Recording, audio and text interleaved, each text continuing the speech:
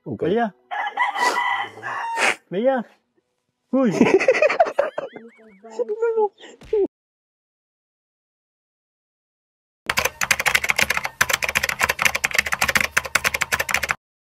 Ayan guys, good morning, good afternoon, and good evening pong muli sa inyong lahat. Ito muli ang inyong lingkod, Batang Elio po, ano?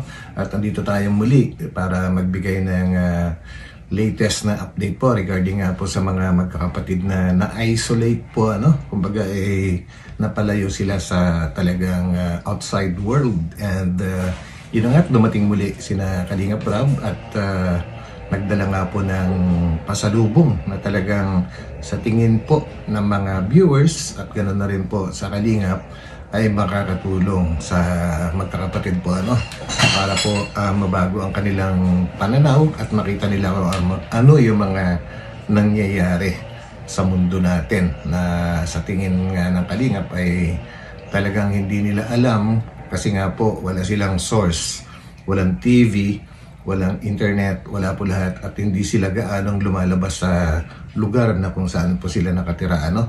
So yung cellphone po na dala-dala at sana nga po ay malagyan din ng internet connection para po makapanood po talaga sila. And there's one thing na napansin ko lang sa nanay nila na ginawa niya po kay Bea na sa tingin ko ay dapat hindi niya ginagawa yun, guys, lalong-lalo na sa harapan po ng ibang tao kasi lalong mapapahiya yung kanyang anak. So, samahan po ninyo ako guys at tingnan natin kung ano po yung mga kabuuan ng kwento na ito. And bago tayo tumuloy doon, syempre guys ay huwag po natin kakalimutang suportahan palagi ang buong Team Kalingap. Sa pangunguna po yan ni Kuya Val Santos Matubang, Ate Edna Vlogs, Kalingap Rab, Ma'am Jackie at sa lahat na rin po ng mga Kalingap partners and reactors. So yan, samahan po ninyo ako guys. Woo! Yes sir! Woo! Woo! Woo! Chris! Chris! Tawagin mo ang kapatid mo. Ngayon ko lang sila nakita nasa labas. Ayan o.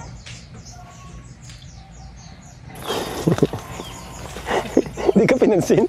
Hindi kinapiran? Pinapiran. Ayun. Ayun. Napiran ka. Dito na kayo.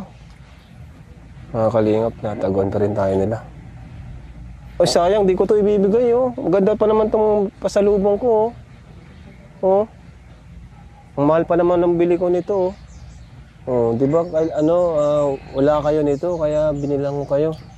Kailangan nyo kasi ito para malaman nyo rin mga nangyayari sa labas. Yun. Ito rin yung suggestion ng mga viewers natin. Ano? Ano sila nanay nyo? Chris, ano si nanay nyo? Nasa bubon. Ha? Nasa bubon. Nasaan? Nasa bubon. Nasa bubon. Magigib ng tubig? Hindi nyo tinutulungan? Tinutulungan. Tinutulungan nyo naman. Ay, mukhang si Chris lang ang mabibigyan ko nitong pasalubong ko, Paano naman tong iba, oh?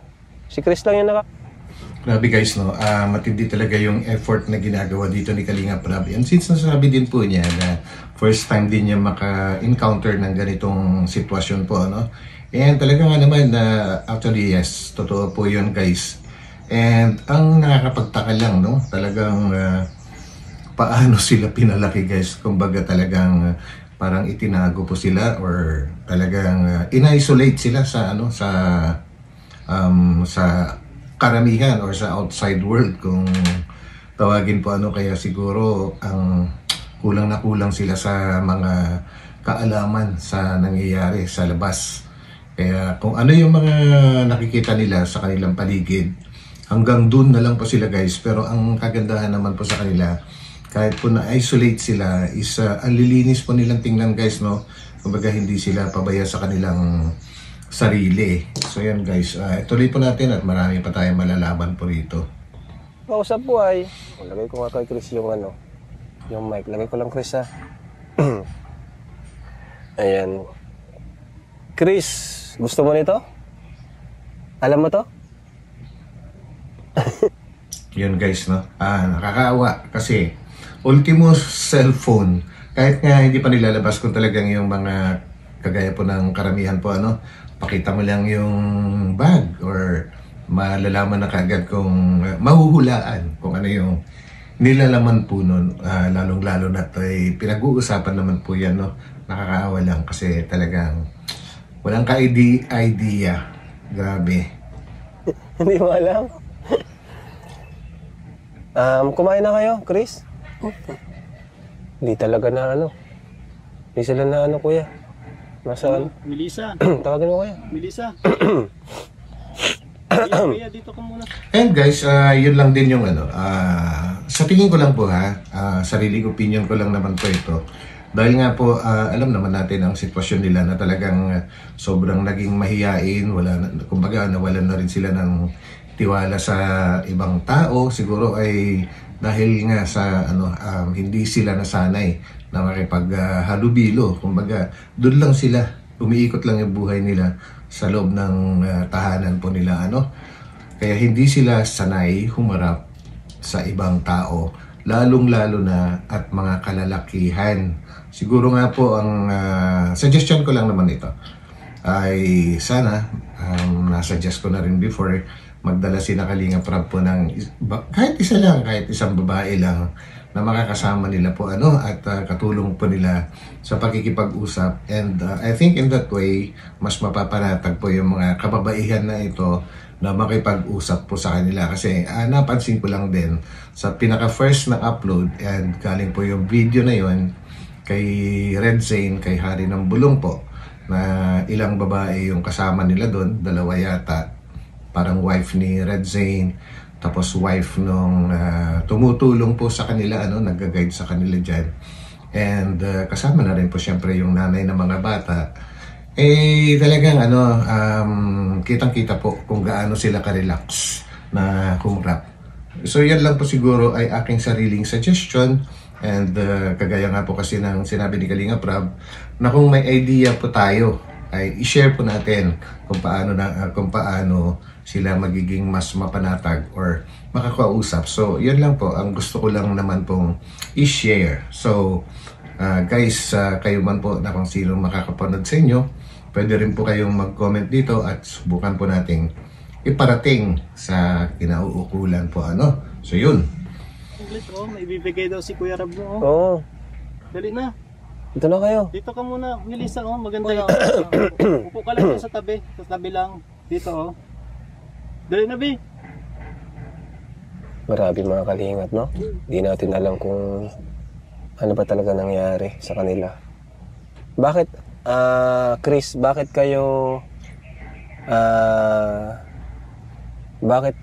sobrang mahihain kayo, Chris? Ano ba ang nangyari sa inyo? Ayaw nyo bang pumasok sa school? Ikaw, Chris, ayaw mo pumasok sa school? Iyo. Gusto, ayaw? Gusto po. Gusto mo? And yan guys, regarding naman po kay Chris, ito nga pong pinakapanganay po, kasi na-interview po yan, dun sa, last upload ko rin po yun, na na-reactionan po, tungkol dun sa kay Chris, kung ito ba ay nakapag-aral. At sabi nga po ng nanay niya, ay, kumbaga, in-enroll naman po nila noong grade 1. Kanya nga lang, ang ginagawa daw po ni Chris, galing lang po ito sa nanay niya, hindi natin alam kung ano po yung talagang pag hinatid daw siya sa school ay umaalis din kaagad at pupunta sa isang lugar kung saan ay nakikinood siya ng mga palabas sa TV, ganun po yung nangyayari daw. And then nagkasakit din daw po siya at the same time, and yun siguro yung naging reason kaya talagang tuluyan na siyang hindi nakapasok. Pero guys, kakaiba po kasi talaga yung pangyayari na ito. Siguro lang hindi ko pinagbibintangan yung mga magulang na may mali sa mga pagpapalaki nila. Siguro po may kulang. Siguro ay hindi nila na-convince si Chris before na talagang hindi nila na ipaliwanag kung ano ang kahalagahan ng edukasyon. Kasi guys, kaya ko lang naman ito nasabi na may kakulangan. Gawa ng may classmate po kasi ako nung grade 1 din po ako guys, na mahirap din po yung talagang buhay nila. And nakikita ko dumadaan sila sa harapan ng bahay namin kasi sa tabing highway lang po kami ano. At daanan po yun ng mga papasok sa school. And nakikita ko palagi almost every morning na hinahatid ng nanay niya yung classmate ko. Hinahatid sa pamalo. Kumbaga talagang kailangan habulin ng pamalo para pumasok po sa sa school dahil talagang ayaw din niya mag-aral. And dahil po siguro sa yun lang ang alam ng nanay ng classmate ko na pamamaraan para po mapilit yung anak niya, yung naging classmate ko nga na pumasok, ay yun ang kanyang ginawa. And I think naging successful naman po dahil guys, nakatapos po ng hanggang college. Yung aking classmate na yon, hindi ko na isasama yung pangalan niya. And ang ganda na po ng buhay niyo ngayon. So, siguro po, yun yung paraan naman po ng nanay ng classmate ko and natutuwa po ako. So yun guys, so, hindi lang naman po yun yung pamamaraan po, marami pong paraan dyan. So tuloy. So si nanay mo pauwi na yun? Opo. Hintay natin si mama mo para kay nanay kasi nasunod dito sila sa atin, may nahihiya talaga sila. Yes. Ganito pala ang ginagawa nyo, Chris, kapag sa normal na araw, nag-iigib kayo. Ano pang ginagawa nyo, Chris, dito sa bundok? Nagtatanim po. Nagtatanim. Ano yung mga tinatanim nyo? Kanggos po. Kanggos. So, Okay, guys. Kanggos. Ano ba yung kanggos, guys? Sorry hindi ko masyadong magets. Pero hulaan ko na lang. Siguro yun po yung tinatawag na kamuting kahoy po, And napansin ko na may mga kamuting kahoy kasi sa paligid ng bahay po nila. And then siguro hanggang doon lang yung naabot nila. Kumbaga doon lang din sila umiikot. Hindi sila sinasama sa ibang lugar. Kumbaga pag inuutusan nga po sila na bumili ng anything sa isang tindahan, ay nagsasama-sama po sila na magkakapatid. Kaya nga po tinawag sila ng mga hindi naman po yung nanay nila tumawag or kalingap po ang tumawag, ang nagbansag po sa kanila na parang zombie is yung mga nakakakita na ibang tao at na yan po ay na-upload na rin po sa mga naunang videos po nila. And yes guys, meron pong nag-comment, may nabasa po akong comment na sana huwag na silang tawaging zombie. And I think may may point. Kasi pagka tinatawag silang ganun, ay siguro naiintindihan nila yun and lalong nakakababa po sa kanilang moral. So yan po guys, ito'y opinion lamang. So tuloy po natin guys. meron po tayo ditong bibigay sa kanila, pero tanongin mo natin sila kung pag sumagot sila, bibigay natin. Oo. Si Chris, okay na si Chris ay. Ito si Melissa, tanongin natin si Melissa. Ayan. Ayan. Melissa, ilang taon ka na, Melissa? 13 po. Yan. Very good, nasagot. Grade ano ka na? Grade 12 po. Nice. Nagtigil ka ba? Nagtigil? Sa school? Hindi po. Pumapasok ka pa rin? Pumapasok ka, hindi? Hindi. Ayan mga kalingap mo. Nasagot si Melissa, very good. Ano pa bang tatanong natin kay Melissa? Alam mo ang birthday mo, Melissa? Hindi po. Kailan? Kailan ang birthday mo? September po. Oh, Yun. alam ni Melissa. Nice one. At least guys, at talagang sobrang affected lang talaga is si Chris, yung panganay po, yung nakaputi po dito sa may harapan. And ultimo po birthday niya ay hindi niya alam. At yan po ay na-reactionan po natin sa nakaraang upload. So, ang tingin ko, pinakamahirap lang ditong kausapin talaga guys, ay si Bea. Yung po naka-asul ngayon. And I don't know kung papaano, pero kung malumanay ang pakikipag-usap sa kanila guys, talagang nasagot din po sila yung parang yung ginagawa ni Kalinga Prab po ngayon, no? Na nagto-tone down siya or binababa niya yung kanyang sarili. Kumbaga, ile-level mo sa ano nila. Kumbaga, ay sa level ng kanilang, sabihin na nating IQ. I'm sorry for the word, pero yun lang po ang alam ko kung paano i-describe po, ano. Dahil nga po ang naabot lang naman po is, hindi ko minamaliit, ay yun po yung katotohanan, guys. Si Melissa po, umabot ng grade 4, and then si Bea, grade 5. So, ibig sabihin, marami pang kulang na kaalaman na dapat ay alam na nila ngayon sa kung ang pagbabasihan po ay kanilang edad po, ano. So, thank you kay Kalinga Prab at sa tingin ko alam niya kung paano pakisamahan itong mga to. Yun nga lang talaga, guys, na kailangan talaga dahan-dahan. Hindi pwedeng biglain dahil lalo-lalo na puro lalaki nga po sila, ano. Kaya yun, sakto lang, sakto, guys. And ito, ituloy po natin. Guys, September. Okay, si ano naman, si Bea. Bea, ilang taon ka na? 15 po. Yun. 15. Si Bea pala ng sunod kay Chris. Bea, grade ano ka na? Grade 5 po. Grade 5. Grade 5, guys. Meron ba kayong pangarap? Ikaw, Melissa, anong pangarap mo? Maging, paglaki mo. Ha? Melissa, di ba lahat ng tao may pangarap? Ikaw ba, Melissa, anong pangarap mo maging? Kasi meron gustong mga bata, gusto maging teacher. Ikaw?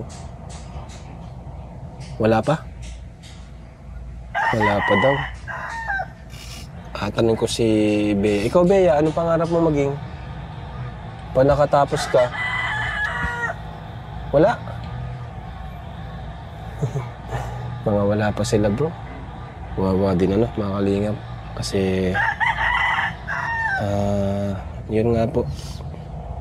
Kukulangan sa pakikipag-socialize. Yes, sakto. Kapwa. Sakto. Si Chris. Ikaw, Chris, ano pangarap mo, Chris? Ha? Ano pangarap mo? Pag ikaw ay nakapagtapos, wala pa? No. Anong gusto mong trabaho? Yun na lang. Anong gusto mong trabaho, Chris? Wala? Wala pa. So yun, guys, no. Yun po yung ano, yun po yung talagang pinaka nakakalungkot sa lahat po, ano, na pati pangarap po nila ay hindi na nila alam kung paano. Kasi nga sa palagay ko, guys, dahil nga po sa sitwasyon siguro nila ay totally bumagsak na yung kanilang self-esteem, and parang isinuko na rin nila, and isinuko na nila yung kung ano man yung pangarap meron sila dati, dahil nawalan na rin po sila ng pag-asa po, ano, at hindi na rin po sila updated kung ano yung nangyayari sa labas. Tinatawag ko na lang kung labas dahil sila po ay parang naka-isolate. Andun lang sila sa iisang lugar, umiikot. So, hindi na rin po siguro nila alam kung ano ba yung tawag sa mga kung ano-anong trabaho na available sa outside world po, ano. So, yan, hirap silang sumagot, guys. And yun yung pinaka nakakalungkot sa lahat. Although siguro, may mga kanya-kanyang pangarap sila, kaya lang hindi pa nila nakikita as of now kung may pag-asa ba silang makuha yun. And kahit nandito na nga po yung Kalinga para tulungan po sila, ay ang masasabi ko lang dyan is kailangan na masanay muna sila sa pakikipaghalubilo, dahan-dahan, guys. Kasanay muna sila sa pakikipag-usap sa iba-ibang tao bago po sa mga pangarap na yan. Darating at darating din po sila, guys, dyan. Alam ko, positive. Positibo ako na darating din po sila dyan. Although sabihin natin late na, pero mararating at mararating nila, guys. Kailangan lang talaga masanay sila na makisalamuha sa mundo natin. So yun, guys. Mga kalingap, no? Sige, total ay nagsagot naman kayo. Pasado kayo sa challenge ko. Ngayon, bibigay ko na sa inyo itong aking pasalubong. Yun, Ito, no? Chris, para sa'yo, Chris. Sige, Chris, harap ka. Oh. Oh, tadan! Oh, sige na. Uy, very good. Nagsagot. Buksan natin. Oh. Ito ay isang cellphone. Grabe. Oh, di ba? Para dito ay ayan. Nice. Ayan, oh. May earphone ka pa. Oh.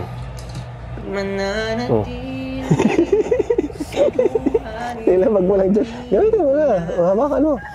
Mukhang ano guys kasi ayun, nakakaawa po yung mga ikinikilos talaga, lalo-lalo na itong panganay po na parang natatakot siya dun sa bagay na yun kasi talagang hindi niya alam po guys kung ano yan. Kumbaga yung interest niya hindi ganoon ka katindi. Natawa tuloy si Kalinga Prab. Hawakan mo lang. Nasisira yan. Nakagamit ka na yan? Hindi na. Hindi. Hindi pa. Hindi pa? Hindi pa nakagamit. Marunong ka yan?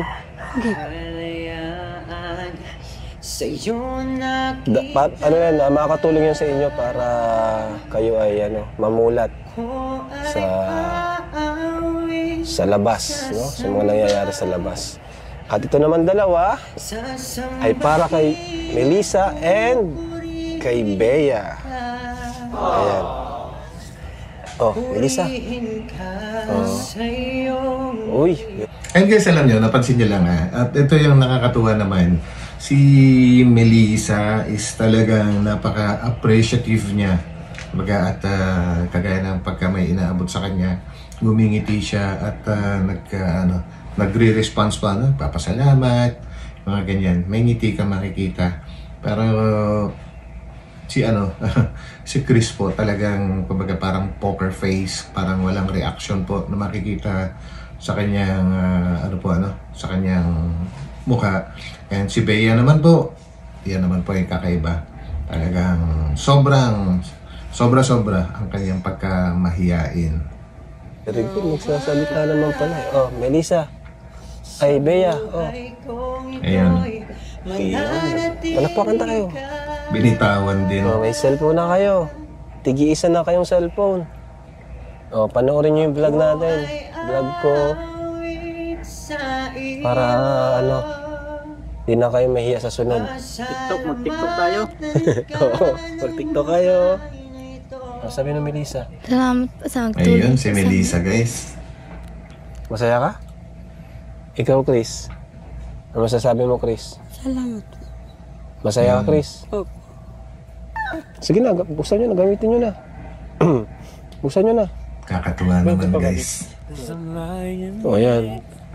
Yan si Melissa talagang siya Oo, mahal yan. Mahal yan. Dito ka ba? nakikipag siya. 7,000 ang isa niyan.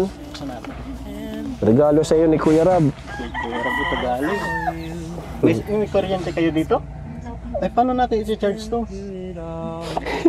Wala palang kuryente dito. Saglit lang guys saglit lang. Meron lang tayong babalikan ng kaunti. Hindi ko masyadong So yan, tuloy po natin. Oo, mahal yan. Mahal yan. Dito ka ba? Ayan po, pansinin nyo lang po si Bea sa likod. 7,000 ang isa niyan. Regalo sa iyo ni Kuya Rab. Kuya Rabo Tagalog. May kuryente kayo dito? Ay, paano natin i-charge to? Ayun guys, parang pinagagalitan siya ng Yun, ng papay tayo nanay dyan. niya. Grabe, ang ganda nito, Bea. Makikicharge kayo sa tindahan. Oh, Bea, dito ka. Oh, ayan oh. Oh, selfie tayo. Ayun. Oh, ayan na. Bea, tingin ka. Tingin. Camera. Ngiti naman. Meron ko tumalikod pa tuloy lalo. Ang bihira kayo. Grabe si May mga Bea pa, guys. gawa mo yan? Masyadong mayayain, sobra. Ha? Gawa daw niya oh. Ang galing. Bea. So yun guys, si Melissa guys marunong gumawa ng mga kung anik-anik yung bracelet. So kailangan siguro isang bagay yun na kailangan suportahan para lalong ma-develop yung kanyang yung kanyang talent dyan. Yun, tuloy. Bea. Huy. Yan guys, tingnan nyo. Yun! Yan yung ibig kong sabihin po kanina no, sa umpisa pa lang na sana hindi pinapakita ng nanay niya sa ibang tao yung gaganunin sa ulo yung anak niya kasi lalong napapahiya po yan guys. Kung hindi nyo napansin, i-rewind nyo na lang po or subukan natin balikan konti. Yan guys. Yan. Bea. Bea. Huy. Ayun, inano sa ulo guys. Buwisan na ako. Oh, cellphone mo. Pero yun po yung kailangang iwasan din ng nanay niya. Although hindi naman po malakas, pero pag nakikita po ng ibang tao, syempre lalong napapahiya po yung kanyang anak po, ano? Dahil mahihain na nga po, napapahiya pa sa harapan ng ibang tao. Syempre kailangan, ano yun, sana maintindihan ng nanay niya. So, tuloy. Bea. Bigyan mo kay Bea. Ayan, lalong hindi na namamansin, ayaw na. Ayaw ni Bea. Ayaw nang tanggapin. Ayaw ng cellphone. Kumusta naman po na itong tatlo? Mabuti naman. Anong sinasabi niya, Nay? Dignan, upo na lang kayo, Nay, dyan. Anong sinasabi nila, Nay, pag wala kami, Nay? Wala naman, nagtatawanan lang sila. Masaya naman sila. Oo. Ngayon, ba't parang hindi sila masaya, Nay? Masaya yan. Sa tingin mo, Nay, masaya po sila? Tingin ko masaya. Grabe guys, no? Sa itsura ng mga bata na yan, masaya na sila. Paano na lang kaya guys ang itsura nila pag sila ay nalungkot? Si nanay talaga, oo. Tuloy. Alis nyo, tatawa yan. Lalaroin na nila yung cellphone na binigay namin. Baka mamaya gamitin nila. Mhm. Kasi para si Ito ka Bea, na eh. kinakabahan si Bea ay. Bakit kinakabahan? Kay ayaw sumagot. Buti Ayos lang naman. po kayo. So yan guys, no? Yan po yung paulit-ulit na natin nababanggit na kinakabahan or natatakot, nahihiya. Kaya ganon si Bea, sobra. Ayan, actually guys ang ganda po ni Bea, lalong-lalo na po yan pagka ngumiti. Si Bea, ang ganda po niya, maganda rin yung hubog ng kanyang katawan at malinis sa sarili, malinis manamit. Tingnan po niyo guys, napakaganda po ni Bea. Tuloy. Ano pa kayong problema? Wala naman. Parang malungkot kayo. Hindi naman. Ha? Hindi naman. Nagigib pala kayo? Oo. Kasi kararating ko lang galing sa bundok. Sila? Di sila natulong? Natulong naman sa akin. Anong ginagawa nila dito sa bukid? Anong trabaho nila dito? Naglilinis ng bahay, nagtatabo, wawalis. Nag-iigib, wawalis.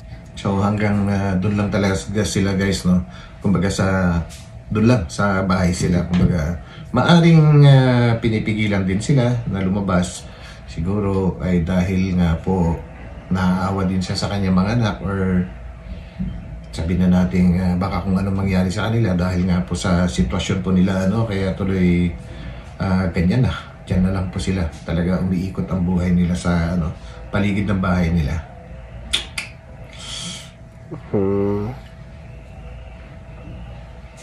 Anong gusto nyo, Nay? Ganun na lang sila o hindi naman? Hindi naman. Anong pangarap nyo sa kanilang tatlo? Mag-aral? Mag-aral sila para makatulong naman sa amin. Gusto naman nila po. Gusto naman nila. Yan guys, no?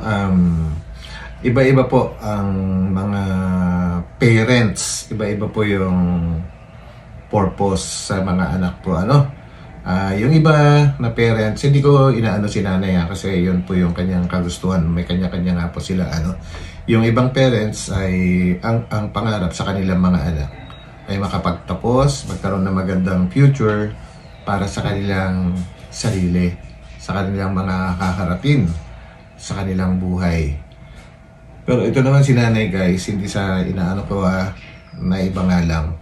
Gusto niya makapagtapos, yung mga anak niya, para makatulong sa kanila. Well, hindi masama yun. Hindi masama. Pero para sa akin po is, sa akin lang naman po ito guys. Ano po ito, sarili ko lang to. Ang anak po ayaw kong bigyan ng obligasyon na para tulungan ako. Lalong-lalo na't tayo lang naman po na mga parents ang may gusto na gumawa ng anak, hindi naman po nila ni-request sa atin. Yun po yung aking sariling sariling pangunawa at sariling opinion. Kaya mga anak dapat ay nagsumikap sila para sa kanilang sarili. Yun po yung para sa akin, para sa kanilang sarili. Dahil mahaba pa yung kanilang lalakbayin. And kung tulungan ka man po nila, ay magpasalamat na lang po tayo guys. Pero huwag natin silang obligahin. Yun ay para sa akin. And kung may sarili po kayong opinion, pa-comment na lang din po guys. Thank you. Doon daw sila masimulang mag-aral. Huwag nang ALS, doon mismo sa school. Tama. Sabi nga ni Melissa, sa school daw. School? Para daw maganda. Yun. Kailan daw? Yun ang maganda. Guys, si Melissa, yun po, yung pong approachable po, gusto niya, mas gusto niya sa talaga, yung sa school sila mag-aral, hindi sa ALS. Ganda po yun. Ang galing ni Melissa guys. Kumbaga, siya, dahan-dahan, gusto niya makamit din yung kanyang sariling pangarap sa buhay. Yan, tama po yung tinatahak niya. Po. Pagpasukan yata. Yun. Kailan ko kaya sila na pwedeng isama para makalabas tayo, makapasyal? Nakapunta na silang SM, di pa? Hindi pa. Oo. Pasyal tayo sa SM. Yun. Kailan kayo, Nay? Basta sa sunod. Oo. Basta maaga kasi ano na ngayon ay mag-alas 4 na. Ano, Nay? Sa susunod na lang. Oo. Pero Yun. masaya naman kayo, Nay, at kami ay bumabalik dito. Dinadalhan kayo ng mga o ayaw nyo na? Masaya naman. Masaya.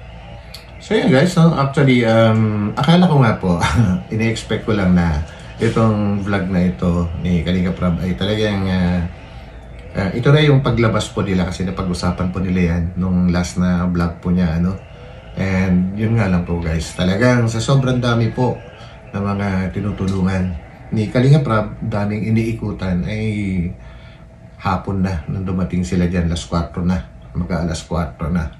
So yun, expect po natin ulit sa susunod na vlog na makalabas po sila at gusto ko silang makita na makikisalamuha po sa ibang tao guys. Yun. Para sa kanila. May mga nagsasabi na parang na-trauma daw sila. Yan. Hindi kaya totoo yun? Na-trauma Hindi, daw yung mga bata. Hindi. May nakaranasan daw sila na di nila makalimutan, ganun. Hindi yan totoo. Yun lang sinabi nyo na nabully sila, yun lang siguro, Yun. So yun guys, actually marami pong nag-iisip po ng ganyan na trauma nga sila. Kasi po lahat sila pare-parehas guys ng nangyayari sa kanila. Unlike kung syempre hindi lang naman po sila yung nabully sa school, napakarami po diyan. Kaya lang siguro nga ayun, nabanggit ko kanina na nagkulang ang parents sa sa pangungumbinsi sa kanilang sa kanilang magkakapatid para bumalik sa pag-aaral noong panahon na yon. Hanggang sa nasanay na nga po sila na hindi na nag-aaral. So ganyan nga po, kumbaga stagnant na yung kanilang isip, tumigil na kung saan sila, kung ano yung inabot nila, and wala din po silang source ng kagaya nga po na internet or TV, mga ganyan, para mapagpatuloy po nila yung kanilang madagdagan yung kanilang kaalaman. So yun lang po yung nakakalungkot guys, at to the point na nakatira pa sila sa ganyan sa malayong lugar, wala silang nakakausap na ibang tao, kundi sila lang din. Yun lang. Di ba sabi nyo nabully po sila sa school? Nabuli na sila. Kasi nga dahil mga tahimik, ganun. Po. Pero dito, hindi naman. Hindi naman. Pero pag inutusan mong isanay, lahat sila sama-sama. Sama-sama silang tatlo. Hindi pwedeng may maiwan. Wala. Ang galing Sabay silang tatlo pupunta sa tindahan. Sabay-sabay sila. Tapos, nakayuko lang daw. Ayan nyo po na yan. At darating ang araw po na papabayan din po kanyang Team Kalingap. Yun! Ano po? Yun guys, talagang siguro lahat mag-agree dito po And yan po ay ako mismo, magtataas ako ng kamay, agree ako. And sana nga yung, well, hindi naman po nagpapatayo ang kalingap ng bahay sa mga ganyan lugar po, ano. Ang palagi po nilang ginagawa, guys, ay nilalapit nila yung bahay na pinapatayo nila dun sa talagang malapit sa, ano, sabihin na natin, mas malaking komunidad, yung may mga kapitbahay, yung mga ganyan po. Hindi po sa ganito na parang isolated talaga sila. Yun, sana nga. Opo. Gusto niyo, Nay? Magpapabahayan po kayo? Opo. Yes. Para po sa kanila din, ano? Opo.